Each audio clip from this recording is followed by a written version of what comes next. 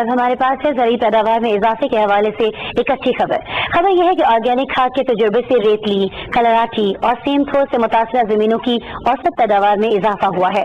ناروال کے علاقے ظفروال میں سپر باسمتی کی فی ایکڑ پیداوار میں 30 سے 35% اضافہ ہوا ہے۔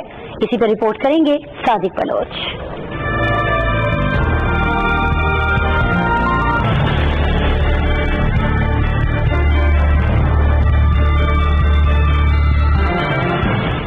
پاکستان جیسے ترقی پذیر ملک میں معاشی ترقی کی منزل زرعی شعبے کی شراکت کے بغیر ممکن نہیں۔ دنیا بھر کی طرح پاکستان میں بھی نیشنل فوڈ سیکیورٹی وقت کا تقاضا ہے، جس کے لیے زرعی شعبے کی اوسط پیداوار میں اضافے اور پیداواری لاگت میں کمی کے لیے تحقیق پبلک اور پرائیویٹ سیکٹر میں اب ہونے لگی ہے۔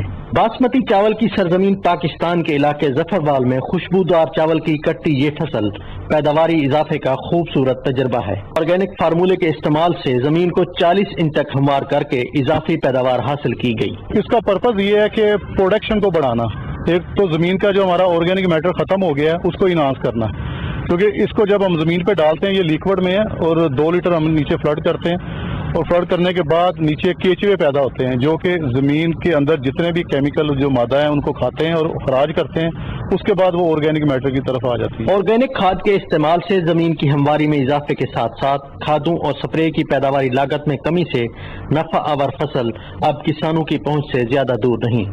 چلتی رہی ہے کہ 20 من 22 من 25 من، لیکن کل ہی وڈا کے تلائی ہے وہ سر نکلی ہے تقریباً 46-47 من۔ زمیندار جو ہے اس کی 20 سے 25 من جب ایوریج آتی ہے تو وہ زمیندار جڑا نا وہ پیسے پورے نہیں ہوندے۔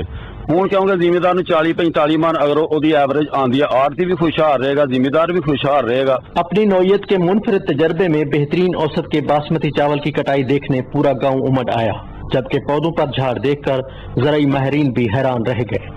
فلیور بھی صحیح ہو، اس کی رنگت بھی صحیح ہو اور اس کا وزن بھی صحیح ہو، تو یہ تو ایک انقلاب لائے گا اس پاکستان میں۔